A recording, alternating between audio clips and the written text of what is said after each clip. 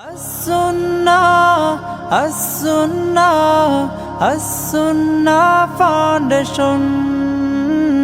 As-Sunnah Foundation. আসসালামু আলাইকুম ওয়া রাহমাতুল্লাহি ওয়া বারাকাতুহু। আলহামদুলিল্লাহ ওয়াসসালাতু ওয়াসসালামু আলা রাসূলিল্লাহ ওয়া আলা আলিহি ওয়া আসহাবিহি ওয়া মান ওয়ালা, আম্মা বাদ। সুপ্রিয় দর্শক শ্রোতা ভাই বোন, দেশ কিংবা প্রবাস যে যেখান থেকে দেখছেন, আপনাদের সকলকে সাদর আমন্ত্রণ জানাচ্ছি আস-সুন্নাহ ফাউন্ডেশন স্টুডিও থেকে। আপনারা দেখছেন আস-সুন্নাহ ফাউন্ডেশন আয়োজিত সাপ্তাহিক প্রশ্ন উত্তরমূলক অনুষ্ঠান শরীয়ত সমাধানের 283তম পর্ব। অন্যান্য দিনের মতো আজ ইনশাআল্লাহ আপনাদের সঙ্গে আমরা ঘণ্টা ব্যাপী থাকছি এবং আপনাদের করা জীবন জিজ্ঞাসার উত্তর কোরআন এবং হাদিসের আলোকে দেওয়ার চেষ্টা করছি। ওমা তৌফিকি ইল্লা বিল্লাহ। প্রিয় দর্শক, আপনার যে কোনো জীবন জিজ্ঞাসামূলক প্রশ্ন বাংলায় সংক্ষেপে আমাদের এই পোস্টের মন্তব্যের করে লিখুন। আমরা ইনশাআল্লাহ আপনার প্রশ্ন উত্তর দেওয়ার আপ্রাণ চেষ্টা অব্যাহত রাখব। আপনার প্রশ্ন উত্তর জানার জন্য আপনি আমাদের লাইভ অনুষ্ঠানে নিয়মিত চোখ রাখুন। সেই সাথে আস-সুন্নাহ ফাউন্ডেশনের অফিসিয়াল নম্বরে প্রতিদিন বাংলাদেশ সময় সকাল 8টা থেকে রাত 10টা পর্যন্ত যে কোনো সময় ফোন করে আপনার যে কোনো শরঈ জিজ্ঞাসার উত্তর জানতে পারবেন। আপনাদের প্রশ্ন উত্তর দেওয়ার জন্য একদল দক্ষ, বিচক্ষণ, প্রশিক্ষিত ওলামা ইকরাম এবং মুফতিগণ অপেক্ষা থাকেন। আস-সুন্নাহ ফাউন্ডেশনের অফিস টাইমে সরাসরি উপস্থিত হয়ে আপনার যে কোনো দিনী জিজ্ঞাসা কিংবা পারিবারিক যে কোনো অসুবিধা সম্পর্কে আমাদেরকে জানাতে পারেন। আমাদের ওলামা ইকরাম আপনাদেরকে সময় দিবেন, আপনাদের প্রশ্নের উত্তর দেওয়ার চেষ্টা অব্যাহত রাখবেন। আমাদের website IQA Islamic question answer, এই ওয়েবসাইটে আপনি ভিজিট করার মাধ্যমে আপনার প্রশ্ন উত্তর খুঁজে নিতে পারবেন। চলুন তাহলে আর বিলম্ব না করে আমরা ইতিমধ্যে যে সমস্ত প্রশ্ন পেয়েছি সেগুলোর উত্তর দেওয়ার পালায় প্রবেশ করি। আমি শুরুতে দেখতে পাচ্ছি যে এই প্রশ্নটি সেটি লেখা আছে যে আমি হাতে মেহেদি দিয়েছি, কিন্তু কয়েকদিন পরে আমার উমরার সফর। উমরার সময় হাতে মেহেদির রং থাকবে, এতে উমরার কোনো ক্ষতি হবে কি না? উত্তর হলো, প্রিয় দর্শক, উমরা কিংবা হজের সফরে এহরামরত অবস্থায় বিশেষ কিছু বিষয় আমাদের জন্য নিষিদ্ধ। এর মধ্যে হাতে মেহেদি দেওয়া বা শরীরে কোনো রং যেটা শরিয়ার দৃষ্টিকোণ থেকে মৌলিকভাবে কোনো নিষিদ্ধ নয়, সেরকম কোনো রং আমাদের শরীরে থাকলে সেটি আমাদের এহরামরত অবস্থায় এহরামের কোনো ক্ষতি করবে না। সেই হিসাবে আপনার আগে থেকে দেয়া হাতের মেহেদি, এটা নিয়ে আপনি যদি উমরার সফর করেন সম্পন্ন এবং হজের সফর সম্পন্ন করেন, এহরামরত অবস্থায় যদি হাতে বা শরীরে কোথাও মেহেদি থাকে, তাতে এহরামের কোনো অসুবিধা হবে না এবং উমরা এবং হজের কোনো সমস্যা তৈরি হবে না। বিধায় আপনি নির্দ্বিধায় এই অবস্থায় উমরা করতে পারেন। তবে সুগন্ধি ব্যবহার করা যাবে না, যেহেতু মেহেদিতে কোনো সুগন্ধি থাকে না, অতএব এহরামরত অবস্থায় যে সুগন্ধি ব্যবহার নিষিদ্ধ সেটির আওতায় এটি পড়বে না। এরপরে প্রশ্ন করেছেন মাহিদা আক্তার, আপনি লিখেছেন, কোনো মুসলিম মৃত ব্যক্তি কি তার হিন্দু বন্ধুকে দেখতে পারবে? উত্তর হলো হ্যাঁ, এতে কোনো অসুবিধা নেই, এটি দেখতে পারবে। কোনো মুসলিম মারা গেলে তার লাশ বা মৃত ব্যক্তিকে তার অন্য ধর্মাবলম্বী কোনো বন্ধু, সহপাঠী কিংবা প্রতিবেশী বা অন্য কেউ তাকে দেখতে মৌলিকভাবে কোনো অসুবিধা নেই। জীবদ্দশায় যারা তাকে দেখতে পারতেন বা শরিয়া দৃষ্টিকোণ থেকে যাদের দেখতে কোনো বাধা ছিল না, মৃত্যুর পর সে মানুষগুলো তাদেরকে দেখতে পারবেন, মৃত ব্যক্তিদেরকে দেখতে পাবেন এবং তাতে নতুন কোনো অসুবিধা তৈরি হবে না।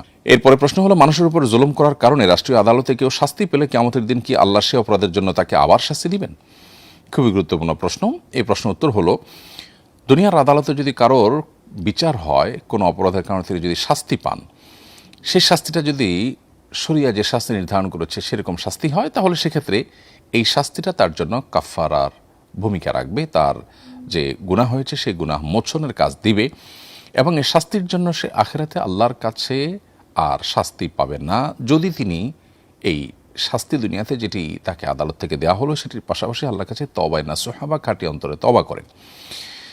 কারণ তওবার মাধ্যমে তিনি আল্লাহ সুবহানাহু ওয়া তাআলার কাছ থেকে ক্ষমা পেয়ে যাবেন। আর বান্দার হক হিসাবে দুনিয়াতে আল্লাহ তাআলা যে বিচার এর বিধান দিয়েছেন তার আলোকে বা সেই বিচার যদি তার মধ্যে কার্যকর হয়, তাহলে সেক্ষেত্রে সংশ্লিষ্ট ব্যক্তিরা তাদের হক পেয়ে গেল। অর্থাৎ কেউ কাউকে ধরা যাক খুন করেছে, তাহলে খুনের বিনিময়ে কেসাসের বিধান ইসলাম রেখেছে। এখন যদি কারোর মৃত্যুদণ্ড হয় এবং কেসাস কার্যকর হয়, তাহলে সেক্ষেত্রে যারা মারা গেলেন তাদের ওয়ারিসদের যে হক সেটা আদায় হয়ে গেল। বাকি রইল আল্লাহর হক। আল্লাহর হক আদায়ের জন্য আল্লাহর কাছে তিনি যদি তওবা করেন, তাহলে সেক্ষেত্রে সেটি আদায় হয়ে যাবে এবং আখিরাতে তার আর কোনো শাস্তি হবে না। আর যদি তিনি তওবা না করেন, বরং দম্ভ করেন অথবা তার মধ্যে অপরাধ বোধ না কাজ করে তিনি আল্লাহর কাছে খাঁটি অন্তরে ক্ষমা না চান, তবার যে শর্তগুলো আছে সেগুলো যদি পূরণ না হয় তিনি যা করেছেন তার জন্য লজ্জিত অনুতপ্ত, ভবিষ্যতে আর করবেন না সে মর্মে তিনি সংকল্প করেছেন, এরকম ব্যাপার যদি হয় তাহলে ইনশাআল্লাহ আল্লাহ তাআলার কাছে আর তিনি শাস্তি পাবেন না, এটাই শরীয়তের আলোকে প্রমাণিত হয়, সাব্যস্ত হয়। এরপরে প্রশ্ন হলো আজহারউদ্দিন তুহিন আপনি লিখেছেন গতকাল দুপুরের পরে ঘুমিয়েছিলাম, ঘুম থেকে জেগে দেখি মাগরিবের সময় হয়ে গেছে, এখন করণীয় কি? আগে মাগরিব পড়ব নাকি আসরের নামাজ পড়ব? মাগরিবের সময় হয়ে গেছে এটি দেখার পরও আপনার জন্য উচিত হবে আগে আসরের নামাজ পড়া। আসরের নামাজ পড়ার পর আপনি মাগরিবের সালাত আদায় করবেন। আর যদি এমন হয় যে মাগরিবের জামাত ছুটে যাবে অথবা মাগরিবের ওয়াক্ত ছুটে যাবে আসর পড়তে গেলে, এত দেরি করে উঠেছেন, তাহলে সেক্ষেত্রে আগে আপনি মাগরিব পড়ে নেবেন, তারপর আসর পড়বেন। কিন্তু সাধারণ অবস্থায় যদি আপনার হাতে সময় থাকে যে আগে আসর পড়ে তারপর মাগরিব পড়তে পারেন, তাহলে সেক্ষেত্রে আপনাকে ধারাবাহিকতা রক্ষা করে আগে আসর পড়তে হবে, তারপর আপনি মাগরিব আদায় করবেন, এটি হলো আপনার কর্তব্য। এরপরে হাসি ইসলাম আপনি লিখেছেন শীতকালে ঠোঁট ফাটার কারণে আমার ঠোঁটে লিপজেল দেই, অজু করার পর ঠোঁটে লিপজেল দিলে অজুর ক্ষতি হবে কিনা? প্রিয় ভাই হাসি ইসলাম, আপনার প্রশ্ন উত্তর হলো যে লিপজেল দেওয়ার কারণে আমাদের অজুতে বা গোসলে কোনো অসুবিধা তৈরি হবে না, কারণ লিপজেল আমরা যখন ব্যবহার করি ঠোঁটে, তখন এর ফলশ্রুতিতে আমরা পানি ব্যবহার করলে সে পানি আর আমাদের ত্বকে পৌঁছে না কিংবা স্কিনে যায় না, ব্যাপারটা এরকম না। স্কিন বা ত্বকে যেহেতু পানি পৌঁছে, অতএব লিপজেল ব্যবহার করার পর যদি আমরা অজু করি তাতে আমাদের অজু হয়ে যাবে। তবে যদি অতিমাত্রায় ব্যবহার করা হয়, অনেক বেশি গাঢ় দেওয়া হয় যার ফলে চামড়ায় পানি পৌঁছে না এরকম মনে হয়, তাহলে সেক্ষেত্রে সেটা একটু ডলে পরিষ্কার করে ফেলা উচিত। এরপরে প্রশ্ন হলো এক বাংলাদেশি মডেল এবার বিশ্ব সুন্দরী প্রতিযোগিতায় শীর্ষস্থান অর্জন করেছেন, তার পোশাক নিয়ে সমালোচনা হলে তিনি বলেন অন্য দেশের মানুষ সমালোচনা করলে মানতে পারতাম, কিন্তু এত কষ্ট করার পরও যদি নিজ দেশের মানুষের কাছে প্রশংসা না পাই সেটা খুব কষ্টের। আর বিকেই না পড়লে আমি তো টপ 30-তে থাকতেই পারতাম না। প্রশ্ন হলো এই ধরনের অর্জন কি সত্যি দেশের কোনো সুনাম বয়ে আনে? আর তার এই কর্মকাণ্ডের পর দেশের মানুষের প্রতিক্রিয়া কী হওয়া উচিত ছিল? দেখুন, আজকের পৃথিবীতে মর্যাদা সম্মানের যে সমস্ত মাপকাঠিগুলো পৃথিবীর কর্তারা ঠিক করে দিয়েছে, সেগুলোকে আমরা আমাদের মর্যাদার মাপকাঠি ধরে নিয়েই অগ্রসর হই এবং সেগুলোর কারণে আমরা নিজেদেরকে সম্মানিত কিংবা অসম্মানিত বোধ করি।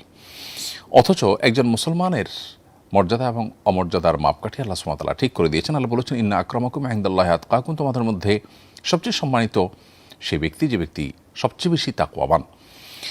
একজন ইমানদার আল্লাহর অবাধ্যতার পথে অগ্রসর হয়ে তিনি সম্মানিত বোধ করবেন অথবা সেখানে কোনো কিছু জিতে নিজেকে শ্রেষ্ঠ মনে করবেন, এটি কোনো মুসলমানের কাজ হতে পারে না।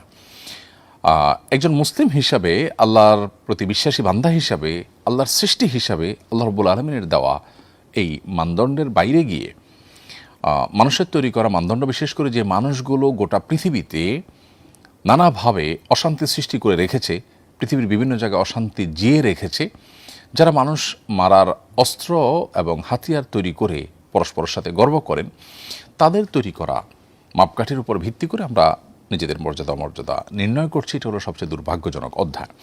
পাশাপাশি এখানে এই ভদ্রমহিলার যে কথা যে বিকিনি না পড়লে তিনি টপ 30-তে থাকতেই পারতেন না, এখান থেকে পরিষ্কারভাবে বোঝা যায় এ ধরনের আয়োজন যারা করে তথাকথিত বিশ্ব সুন্দরী প্রতিযোগিতা এবং এই জাতীয় আরও যত আয়োজন আছে, এই আয়োজনগুলো এটা নারীকে সম্মানিত করবার জন্য না, এটি মূলত নারীর অসম্মান হয়। এর ফলে একজন নারীর শরীরকে প্রদর্শন করা এবং সেটা পুরুষদের কাছে উপভোগ্য করে তোলার, সব পুরুষদেরকে তাকে দেখার সুযোগ করে দেওয়া, এটা নারীর জন্য কখনো সম্মানজনক বিষয় হতে পারে না।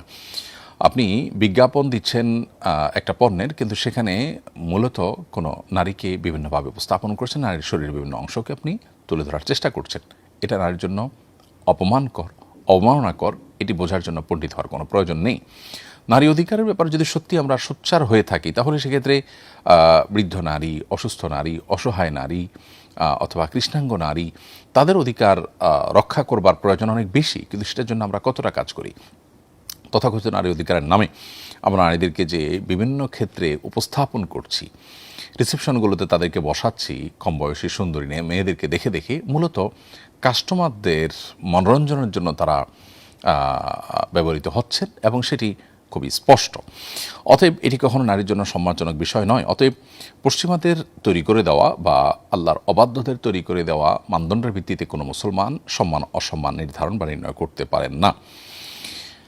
একটি মুসলিম কান্ট্রি হিসাবে বা মুসলিম প্রধান দেশের নাগরিক হিসাবে আমাদের রুচি এবং আমাদের পছন্দ অপছন্দ এগুলো কোরআন হাদিসের আলোকে নির্ণয় হওয়া উচিত। দিন শেষে আমাদের আল্লাহর কাছে যেতে হবে, তার কাছে জবাবদিহি করতে হবে। একটা দেশ হিসাবে আমরা বহু জায়গায় পিছিয়ে আছি এবং সেখানে কাজ করবার যথেষ্ট সুযোগ আছে, কিন্তু সেই জায়গাগুলোতে আমাদের কাজ করবার তেমন কোনো মুরুদ দেখা দেয় না। তথাকথিত পশ্চিমাদের এই সমস্ত ঝুলানো মূলা সেটি হাসিল করবার জন্য আমরা ছুটাছুটি করি এবং সেটাকে আমাদের মর্যাদার মানদণ্ড মনে করি। এটা আমাদের সবচাইতে দুর্ভাগ্যজনক একটি অধ্যায় এবং বাস্তবতা। এরপর প্রশ্ন হলো, শয়তানের ধোকায় আমি খারাপ কাজের সঙ্গে জড়িয়ে গিয়েছিলাম, এখন নিয়মিত নামাজ পড়ি, কোরআন পড়ি, নতুন বিয়ে করেছি, এক বইয়ে পড়লাম যে ব্যক্তি ভালো তার স্ত্রীও ভালো হবে আর যে খারাপ তার স্ত্রীও খারাপ হবে। আমি যেহেতু অতীতে খারাপ কাজের সঙ্গে জড়িয়ে গিয়েছিলাম, তাহলে আমার স্ত্রীও কি এমন ছিল? খুবই গুরুত্বপূর্ণ প্রশ্ন। কেউ খারাপ হলে তার স্ত্রীও খারাপ হবে এমন কোনো কথা নেই এবং এ কথা সঠিক কোনো কথা নয়। আল্লাহ সুবহানাহু ওয়া তাআলা কোরআন কারীমে যে বলেছেন, আত-তাইয়্যিবাতু লিত-তাইয়্যিবিন ওয়াত-তাইয়্যিবুনা লিত-তাইয়্যিবাত আল-খাবিসাতু লিল-খাবিসিন ওয়াল-খাবিসুনা লিল-খাবিসাত, পবিত্রের সঙ্গে পবিত্র এবং অপবিত্রের সঙ্গে অপবিত্র। এই আয়াতের ব্যাখ্যায় অনেকে বলেছেন যে পবিত্র পুরুষের সাথে পবিত্র নারী এবং অপবিত্র পুরুষের সাথে অপবিত্র নারীর বিয়ে হবে বা হওয়া উচিত, এরকম ব্যাখ্যা অনেকে করেছেন। তবে এটা সবচেয়ে প্রসিদ্ধ এবং গ্রহণযোগ্য ব্যাখ্যা হলো যে যদি কেউ ভালো এবং পবিত্র কথা বলে তাহলে সেক্ষেত্রে তার ভালো কথা তার প্রাপ্য, আর যদি কেউ কোনো খারাপ কথা বলে তাহলে সেক্ষেত্রে তার খারাপের অনুপাতে রিপ্লাই পাওয়া তার প্রাপ্য বা তার হক হয়ে যায়, এটা তার পাওনা হয়ে যায়। যে যা করবে সে তা পাবে, এমন একটা ব্যাপার। তো এর বাহিরে আপনার কোনো পুরুষ বা কোনো নারী তিনি পবিত্র বা অপবিত্র হলে তার জীবনসঙ্গীও অপবিত্র হবেন বা পবিত্র হবেন সেই অনুপাতে, এমনটি আবশ্যক নয় এবং এই আয়াত থেকে সেটি নিশ্চিতভাবে মোটেও প্রমাণিত নয়। বরং আয়াতের একটা ব্যাখ্যা এটাও যে পুরুষ যদি পবিত্র হন বা নারী যদি পবিত্র হন, একজন যদি পবিত্র হন তাহলে তার জীবনসঙ্গী যিনি আসবেন তার জীবনসঙ্গী হিসাবে যার সাথে যার বিয়ে হবে সে তার পবিত্র হওয়া উচিত, আর যে অপবিত্র তার অপবিত্রর সাথে তার বিয়ে হওয়া উচিত। ধরুন মুশরিককে বিয়ে করবে, ইমানদারদেরকে বিয়ে করবে, বহু ব্যাখ্যার সুযোগ সেখানে আছে। তো কোনোভাবেই এটি গ্রহণযোগ্য নয় এবং কোনো আলেম এটি বলেননি যে কেউ খারাপ হলে তার স্ত্রীও খারাপ হবে আর কেউ ভালো হলে তার স্ত্রীও ভালো হবে। একই কথা নারীদের বেলায় কোনো নারী খারাপ হলে তার স্বামীও খারাপ হবে, এরকম কোনো আবশ্যকতা নেই। আমরা জানি লূত আলাইহিসসালাম তিনি আল্লাহ নবী ছিলেন এবং নূহ আলাইহিসসালাম আল্লাহ নবী ছিলেন, অথচ তাদের উভয়ের স্ত্রী কিন্তু অমুসলিম ছিলেন, কাফির ছিলেন। কুফরের চাইতে বড় অপবিত্র আর কি আছে? অথচ তারা পবিত্র মানুষ ছিলেন, তারা ইমানদার ছিলেন, তারা নবী ছিলেন, কিন্তু তাদের জীবনসঙ্গী হিসাবে যারা এসেছেন তারা কিন্তু পবিত্র ছিলেন না। অতএব এরকম কথা বলবার সুযোগ নেই এবং এরকম সহজে যোগ বিয়োগ কষার কোনো সুযোগ নেই। অনেক ঘরে দেখা যায় অশান্তি শুরু হয়ে যায় এই সমস্ত ধারণার উপর ভিত্তি করে। কেউ নিজের চরিত্র হয়তো কখনো খারাপ ছিল, তিনি মনে করছেন তাহলে আমার জীবনসঙ্গী যিনি তিনি হয়তো খারাপই হবেন, এরকমটি মনে করবার কোনো কারণ নেই। এর বিপরীতটাও হতে পারে। এরপর প্রশ্ন হলো, সন্তানকে 2 বছর বুকের দুধ খাওয়ানো যায়, এই 2 বছরকে হিজরি বর্ষের অনুপাতে হিসাব করব নাকি খ্রিস্টবর্ষ অনুপাতে হিসাব করব? আল্লাহ সুবহানাহু ওয়া তাআলা কোরআন কারীমে বলেছেন যে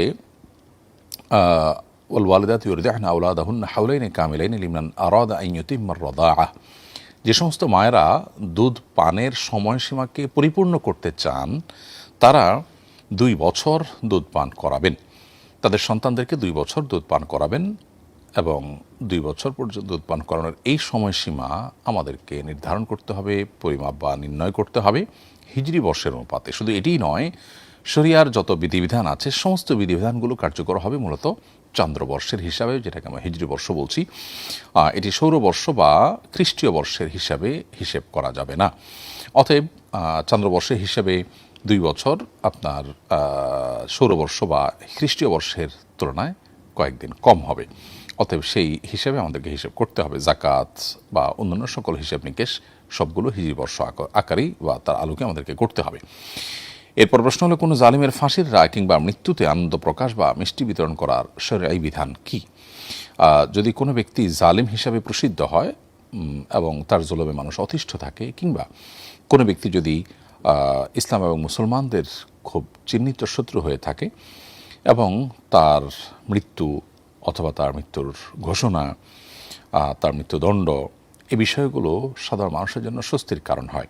সেই জায়গা থেকে আনন্দিত হওয়া, সেই জায়গা থেকে আল্লাহ শুকরিয়া আদায় করা, এটা মৌলিকভাবে কোনো খারাপ বিষয় নয়। এমনিতে একজন মানুষ ব্যক্তিগতভাবে তিনি অমুসলিম বা কাফির, কোনো মুসলমানদের জন্য তিনি কোনো ক্ষতির কারণ নয়। অথবা কোনো মানুষ ব্যক্তিগতভাবে হয়তো পাপিষ্ট মানুষ, কিন্তু তিনি মানুষের অতিষ্ঠের কারণ বা মানুষের প্রতি জুলুমের জন্য কুখ্যাতি আছে, এরকম কোনো মানুষ নয়। এরকম মানুষের মৃত্যুতে একজন মুসলমান হিসেবে আমার আনন্দিত হব না, বরং আমাদের মধ্যে ব্যথা কাজ করবে যে লোকটা ঈমান নিয়ে যেতে পারলেন না, তওবা করে যেতে পারলেন না, তার জন্য এক ধরনের করুণা কাজ করবে। কিন্তু এর বিপরীতে যদি লোকটি হয় ইসলাম এবং মুসলমানদের বিরুদ্ধে নানাবিধ কর্মকাণ্ডে লিপ্ত, ষড়যন্ত্রে লিপ্ত, ইসলাম এবং মুসলমানদের অগ্রযাত্রাকে থামিয়ে দেওয়ার জন্য অমুসলিমদের সাথে হাত মেলানো বা তাদের ক্রীড়ানকে পরিণত হওয়া মানুষ, কিংবা আপনার কারোর জুলুমে যদি কেউ অতিষ্ঠ হয়ে যায়, তখন সেক্ষেত্রে তার কাছ থেকে যে নিষ্কৃতি মানুষ পাচ্ছে, সেই জায়গা থেকে শুকরিয়া আদায় করা এবং আল্লাহর কাছে এই জন্য শুকরগুজার হওয়া, আনন্দ প্রকাশ করা, এগুলো মৌলিকভাবে কোনো নিষিদ্ধ বিষয় নয়। ইসলামের ইতিহাসে এরকম বহু জালিমের মৃত্যুতে বা তাদের পতনে আল্লাহর অনেক নেককার বান্দারা আল্লাহর শুকরিয়া জানিয়েছেন। অতএব বিষয়টা ভ্যারি করে যে এটা কি সাধারণ কোনো ফাসিক বা কাফের, নাকি ইসলাম মুসলিম বিদ্বেষী এবং কোনো জালিম যার জুলুমের জন্য তার কুখ্যাতি হয়েছে সেরকম মানুষের মৃত্যু, এটার উপর নির্ভর করে বিধানটি। তবে সে সাথে এটিও মাথা রাখতে হবে যে আনন্দ প্রকাশ, যে কোনো ক্ষেত্রে আনন্দ প্রকাশ বা আল্লাহর শুকরিয়া আদায়, এগুলোরও একটা সীমা রেখা আছে। সেই সীমা রেখা আমরা কোনো অবস্থাতেই অতিক্রম করতে পারি না। এরপর প্রশ্ন হলো সিজুকা এআইডি থেকে আপনি লিখেছেন, আমার বয়স 14 বছর। ছোটকালে আমি আমার চাচির দুধ পান করেছি। এখন আমার 1 বছর বয়সী চাচাতো ভাই কি আমার দুধ ভাই হিসাবে গণ্য হবে? উত্তর হলো হ্যাঁ, আপনার ওই চাচির দুধ পান করেছেন তার যে সন্তান, তিনি আপনার চাচাতো ভাই হিসাবে গণ্য হবেন। আপনার অন্য কোনো চাচির কোনো ছেলে যদি হয়, তাহলে সেই ছেলে এই চাচির দুধ যদি পান না করে থাকেন, তাহলে তিনি আপনার দুধ ভাই হিসাবে গণ্য হবেন না। অর্থাৎ একই মায়ের স্তন থেকে দুজন দুধ পান করেছেন, এরকম দুই ব্যক্তি ভাই বোন হিসাবে বিবেচিত হবেন, তারা এমনিতে যেই হোক না কেন। অতএব আপনার চাচির যে সন্তান তার দুধ পান করেছেন তিনি আর আপনি, যে চাচির দুধ পান করেছেন, উভয়ে আপনারা মাহরাম হিসেবে বিবেচিত হবেন এবং উভয়ে একে অন্যের দুধ ভাই বোন হিসাবে গণ্য হবেন। আপনাদের মধ্যে পর্দার কোনো বিধান থাকবে না, সেই সাথে আপনারা পরস্পরকে বিয়েও করতে পারবেন না। এরপরে সিকে জিয়ারুল এআইডি থেকে আপনি লিখেছেন, ইউটিউব থেকে ইনকাম করার উদ্দেশ্যে আমি নিয়মিত ইউটিউবে শর্ট ভিডিও ছাড়ি। আমি রাজমিস্ত্রির কাজ করি, আমার কাজের ভিডিও বানাই, কোনো গান কিংবা খারাপ ভিডিও নয়। এমন ভিডিও বানালে গুনাহ হবে কিনা? সোশ্যাল মিডিয়াতে অ্যাডসেন্সের মাধ্যমে যে উপার্জন হয়, সে উপার্জন হালাল নয়, কারণ সে উপার্জনের মধ্যে ভালো মন্দ বিভিন্ন রকমের অ্যাড সেখানে রান করা হয়, তার মাধ্যমে আমাদের অ্যাকাউন্টে ডলার তারা পাঠায়। সো এই যে মিশ্র হালাল হারাম সব ধরনের জিনিস যাবে, হারাম অ্যাডভার্টাইজমেন্ট যেখানে মিউজিক থাকতে পারে, হারাম অন্য আরও উপাদান থাকতে পারে, পরনারীর আপনার শরীর প্রদর্শনের ব্যাপার থাকতে পারে, পর্দাহীনতার ইস্যু থাকতে পারে, হারাম প্রোডাক্টের অ্যাডভার্টাইজমেন্ট থাকতে পারে। তো আমি আমার প্ল্যাটফর্মে এরকম কিছু করে উপার্জন করতে পারি না যেটা হারাম, অর্থাৎ সেক্ষেত্রে আমি অন্যায় কাজ করে উপার্জন করছি, ব্যাপারটা সেরকম দাঁড়াবে। তবে এখানে কাস্টমাইজ ভিডিও প্রচারের মাধ্যমে আমরা ইনকাম করতেই পারি। ভিডিওর মধ্যে কোনো কোম্পানির সাথে চুক্তি থাকলো, তাদের অ্যাড, নির্দিষ্ট অ্যাড যেটাতে হারাম কিছু নেই, সেটা আমি চালালাম এবং সেটা লোগো হিসাবে থাকলো বা সেটা ভিডিওর ব্যাকগ্রাউন্ডে থাকলো বা কোনো জায়গায় থাকবো বা স্ক্রলে থাকলো, কোনোভাবে তাদের সাথে চুক্তি করে আপনি উপার্জন করলেন, সেটি আপনার জন্য হালাল হতে পারে যদি আপনি আপনার ভিডিওতে কোনো হারাম কোনো কিছু না দেন, যেমন ব্যাকগ্রাউন্ড মিউজিক ইত্যাদি যদি না থাকে, তাহলে সেক্ষেত্রে এটি আপনার জন্য হালাল হতে পারে। এরপরে প্রশ্ন হলো, শীতকালে কানটুপি দিয়ে কপাল ঢাকা অবস্থায় টুপির উপর সিজদা করলে নামাজ হবে কিনা? সাধারণ অবস্থায় কপাল সরাসরি ফ্লোরে বা যেখানে সিজদা দিচ্ছেন সেই জায়গায় রেখে সিজদা দিয়ে সালাত আদায় করতে হবে। যদি শীতের আতিশয্যের কারণে, অতিরিক্ত শীতের কারণে কষ্ট হয় এবং সেক্ষেত্রে টুপি খুলে এভাবে সালাত আদায় করাটা আপনার জন্য কষ্টের হয়, তাহলে সেক্ষেত্রে আপনি টুপির উপর সেজদা দিলে নামাজ আদায় হয়ে যাবে। কিন্তু একান্ত আপনার প্রয়োজন ছাড়া যদি আপনি কপালের উপর এরকম কোনো কিছু দেন, মোটা কিছু দিয়ে যদি আপনি আলাদা আবরণ তৈরি করেন তারপরে সেজদা দেন, তাহলে সেক্ষেত্রে সেটা মাকরুহ হবে। অ্যাডভোকেট রুমানা কিবরিয়া আপনি লিখেছেন, মসজিদুল হারাম এবং মসজিদে নববীতে প্রত্যেক সালাতের পর জানাজার নামাজ হয়, মহিলারা কি এই নামাজে অংশগ্রহণ করতে পারবেন? বোন রুমানা কিবরিয়া, আপনার প্রশ্ন উত্তর হলো যে মসজিদে নববীতে বা মসজিদে হারামে বা যে কোনো জায়গায় জানাজা সালাত চলছে, সেখানে মহিলারা যদি থাকেন তারা জামাতে শামিল হতে পারবেন এবং তারা জানাজায় শামিল হওয়ার যে সব সেটা লাভ করবেন ইনশাআল্লাহ তাআলা, কোনো অসুবিধা নেই। এরপরে প্রশ্ন হলো, কেবলার দিক থেকে মুখ কতটুকু ডানে কিংবা বাঁয়ে সরে গেলেও নামাজ সহি হবে? উত্তর হলো যে কেবলার দিকে মুখ করে সালাত আদায় করতে হবে এবং সেটি আমাদের জন্য ফরজ। যদি কেবলার দিকে সালাত আদায় না করে অন্য কোনো দিকে ফিরে কেউ সালাত আদায় করেন তার নামাজ হবে না। এখন প্রশ্ন হলো যে কেবলার দিক থেকে যদি মুখটা একটু এদিক ওদিক সরে যায় নামাজ হবে কিনা? উত্তর হলো যে মুখ যদি এদিক ওদিক সরে যায় তাতে নামাজে অসুবিধা হবে না, অর্থাৎ নামাজ হয়ে যাবে। যদিও কেবলার দিক থেকে খুব প্রয়োজন ছাড়া ডানে বামে মুখ সরানোটা অনুচিত এবং সালাতের কোয়ালিটি নষ্ট করে মাকরু করে দেয় সালাতকে, কিন্তু এর ফলে সালাত ভঙ্গ হয়ে যাবে না যদি মুখ একটু এদিক সেদিক হয়ে যায়। আর যদি পুরো বডি ঘুরে যায় বা আপনার বুক এটা যদি ঘুরে যায়, সেক্ষেত্রে আপনার সেই ঘুরে যাওয়াটা যদি 45 ডিগ্রিরও বেশি হয় তাহলে সেক্ষেত্রে নামাজ হবে না। আর 45 ডিগ্রির কম যদি থাকে, হালকা একটু অ্যাঙ্গেল হলো ডানে বা বামে, তাতে নামাজ ভেঙে যাবে না, বরং নামাজ হবে। তবে খেয়াল রাখা দরকার যে বিনা ওজরে আমাদের কেবলা ডানে বামে মুখ করা যেমন উচিত নয়, ঠিক তেমনিভাবে একেবারে কাটায় কাটায় কেবলামুখী হওয়া এটা সালাত বিশুদ্ধ হওয়ার জন্য শর্ত নয়। 45+ ডিগ্রি যদি ঘুরে যায় তাহলে সেক্ষেত্রে সালাত নষ্ট হওয়ার প্রশ্ন আসবে। এরপরে প্রশ্ন হলো, মাসখানেক আগে আমার একটি কম্বলে বাচ্চার পেশাব লেগেছে। গতকাল আমি অন্য আরেকটি কম্বল সেই পেশাব লাগা কম্বলের উপর দিয়ে গায়ে দিয়েছি, এতে কি দ্বিতীয় কম্বলটি নাপাক হয়ে গেছে? উত্তর হলো যে আপনার যেই কম্বলে বাচ্চার পেশাব লেগেছে সেই কম্বলের উপরে যে আরেকটা কম্বল দিয়েছেন, এই কম্বলে ওই কম্বলের আগে থেকে যে পেশাব লেগেছিল যেটা শুকিয়ে গিয়েছে সেখান থেকে কোনো দুর্গন্ধ লেগে গেছে কিনা। যদি আপনার এই কম্বলে যেটা পরে বিছিয়েছেন এটা পেশাবের দুর্গন্ধ এখানে স্পষ্টত পাওয়া যায়, তাহলে ওই অংশটা নাপাক ধরা হবে, এরপর আপনি সালাত আদায় করতে পারবেন না। আর যদি কোনো আলামত না পাওয়া যায় তাহলে সেক্ষেত্রে একটা নাপাক কম্বলের উপর আরেকটা কম্বল বেছানোর কারণে সেই কম্বলটাও নাপাক হয়ে যাবে, এরকম কোনো বিষয় কিন্তু নয়। এরপরে প্রশ্ন হলো, টেলারের কাছে বোরকা সেলাই করতে দিয়েছি, আয়রন করতে গিয়ে তারা আমার বোরকার আয়রনের দাগ ফেলে পুরো বোরকা নষ্ট করে দিয়েছে। এখন আমি চাচ্ছি তার থেকে জরিমানা স্বরূপ একটি বোরকা কাপড় আদায় করতে, শরীয়ত মোতাবেক এটা জায়েজ হবে কিনা?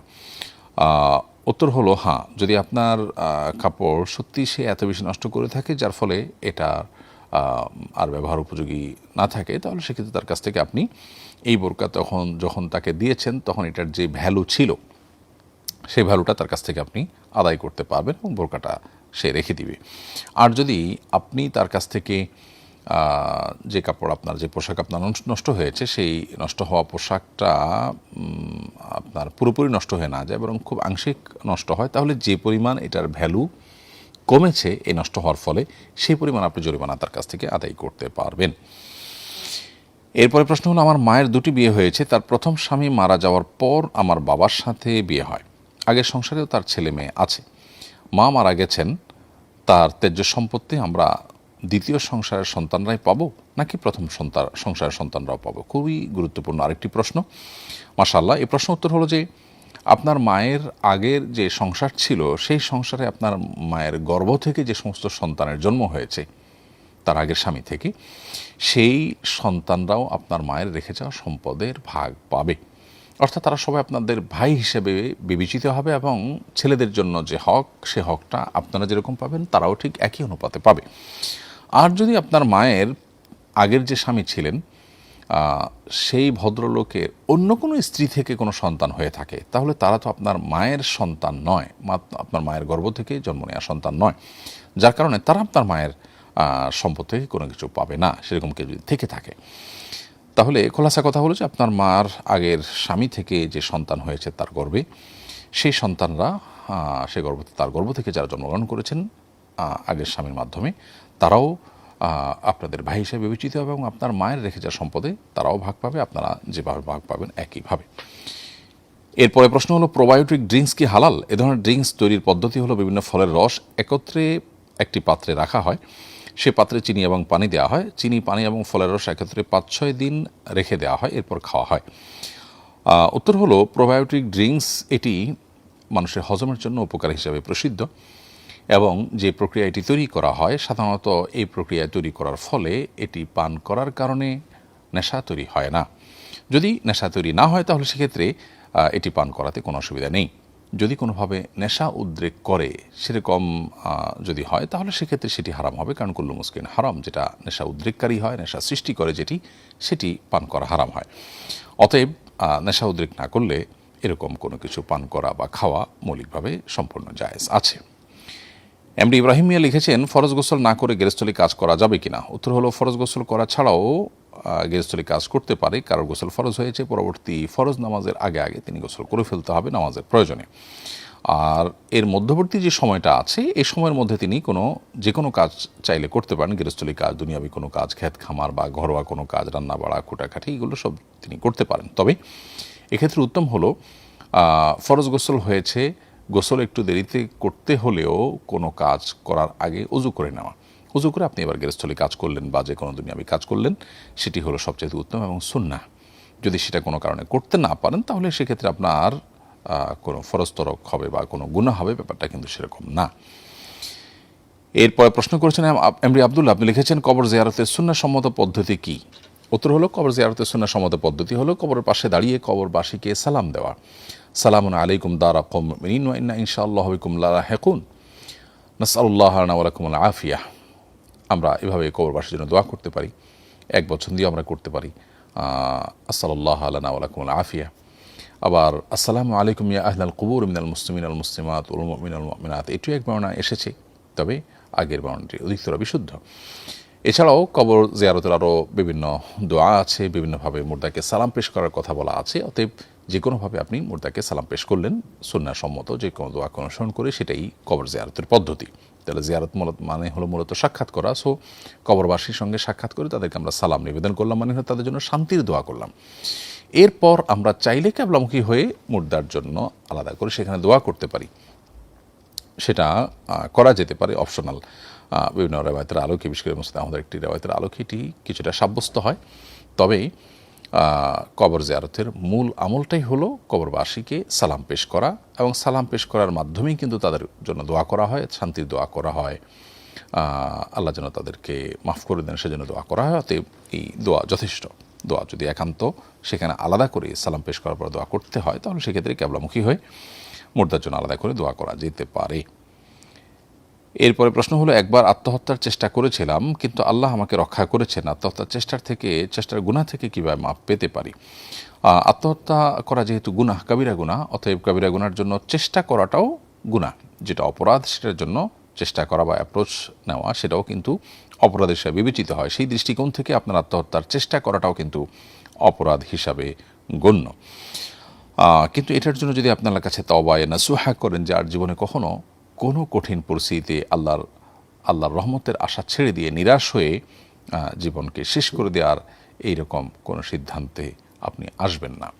আপনি সবসময় গুনাহ থেকে বেঁচে থাকার জন্য সর্বোচ্চ চেষ্টা করবেন, সেরকম সংকল্প যদি আপনি করেন, তওবা যদি আপনি করেন, তাহলে সেক্ষেত্রে আগেরবার যে আত্মহত্যার চেষ্টা করেছিলেন সেই গুনাহ আল্লাহ তাআলা মাফ করবেন। কারণ আল্লাহ তাআলা কোরআন কারিমে এবং নবী সাল্লাল্লাহু আলাইহি ওয়াসাল্লাম বিভিন্ন হাদিসে আমাদেরকে বারবার করে এটি জানিয়েছেন, কেউ যখন তওবা করে, কেউ যখন কোনো গুনাহ করে অনুতপ্ত হয়ে ফিরে আসে, আল্লাহ রাব্বুল আলামিন সে গুনাহ মাফ করে দেন।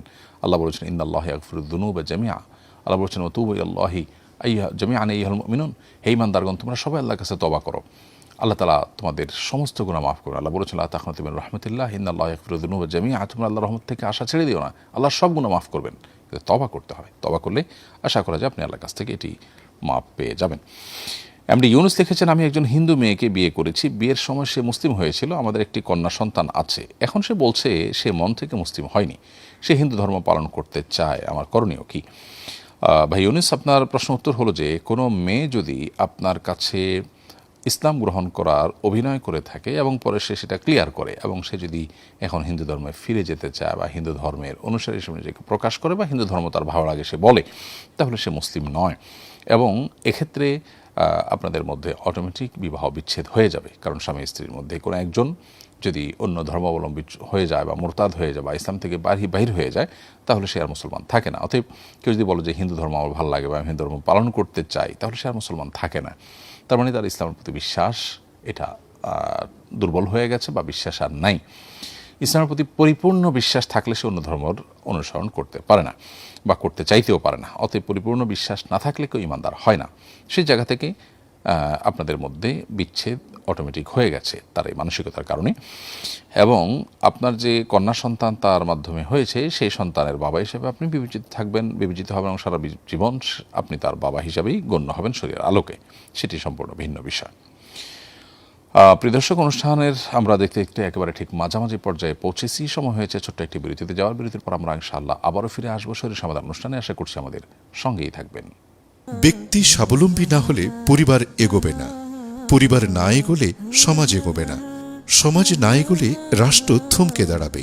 তাই ব্যক্তিকে স্বাবলম্বী করে তুলতে আস সুন্নাহ ফাউন্ডেশন স্বাবলম্বীকরণ প্রকল্প হাতে নিয়েছে কয়েক বছর আগে। এই প্রকল্পের আওতায় শুধু 2024 সালেই 2052 জনকে 30,000 টাকা মূল্যের স্বাবলম্বী উপকরণ দেওয়ার পর বেশিরভাগই ঘুরে দাঁড়িয়েছে। 2025 সালে দক্ষ দরিদ্র জনগোষ্ঠীকে 50,000 থেকে 3 লক্ষ টাকা মূলধন উপকরণ দেওয়ার কার্যক্রম ইতোমধ্যেই শুরু হয়েছে। অসহায় এই সব মানুষের ঘুরে দাঁড়ানোর গল্পে আপনিও অংশীদার হন।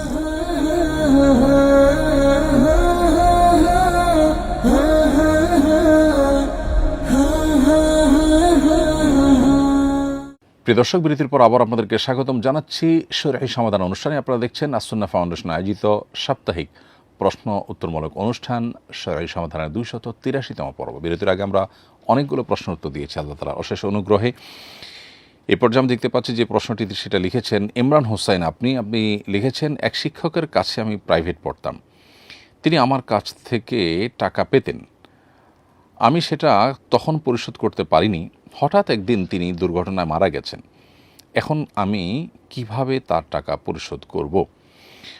ভাই ইমরান হোসেন, আপনার যে শিক্ষকের টাকা আপনি পরিশোধ করতে পারেননি, যেটা তিনি পেতেন আপনার কাছে, তার মৃত্যুর পর সেটা তার ওয়ারিসদের কাছে পৌঁছে দিতে হবে। তার ছেলে মেয়েরা বেঁচে থাকলে তাদের কাছে পৌঁছে দিতে হবে, ওয়ারিসরা আনুপাতিক হারে তারা এটা নেবেন।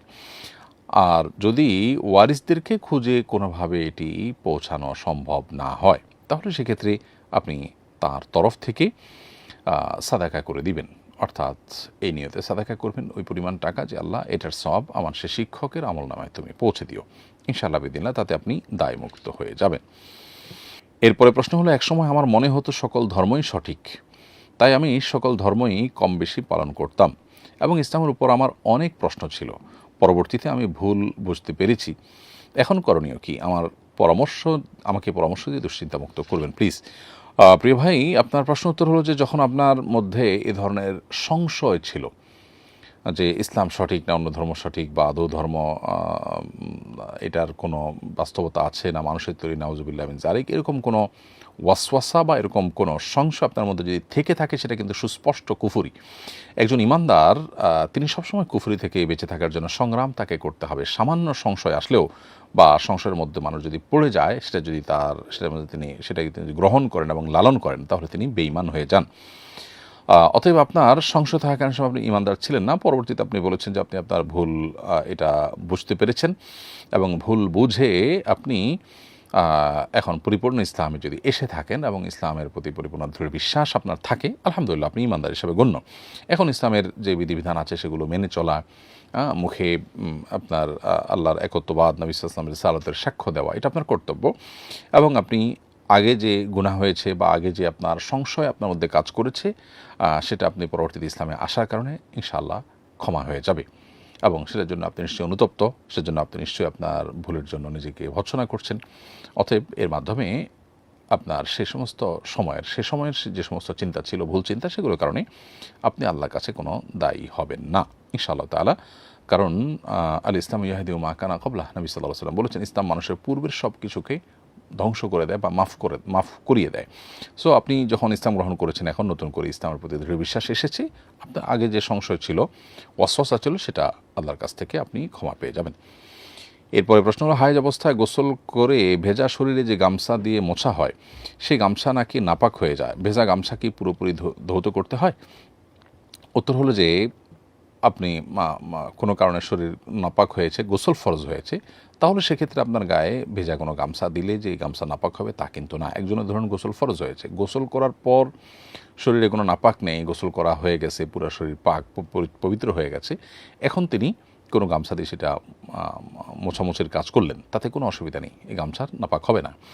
আর যদি তিনি গোসল নাও করে থাকেন, ফরজ গোসল তার উপরে আবশ্যক হয়েছে, তিনি গোসল করার আগেই ভেজা গামছা গায়ের উপর দিয়েছেন, তাতেও সেই গামছা নাপাক হবে না। হ্যাঁ, নাপাক তখন হবে যদি শরীরের যে জায়গায় ভেজা গামছা লেগেছে সে জায়গায় নাপাক লেগে থাকে, তাহলে দৃশ্যত নাপাক আছে বা যে কোনো নাপাক আছে, তার উপরে যদি ভেজা গামছা লেগে থাকে তাহলে সেক্ষেত্রে গামছা নাপাক হবে।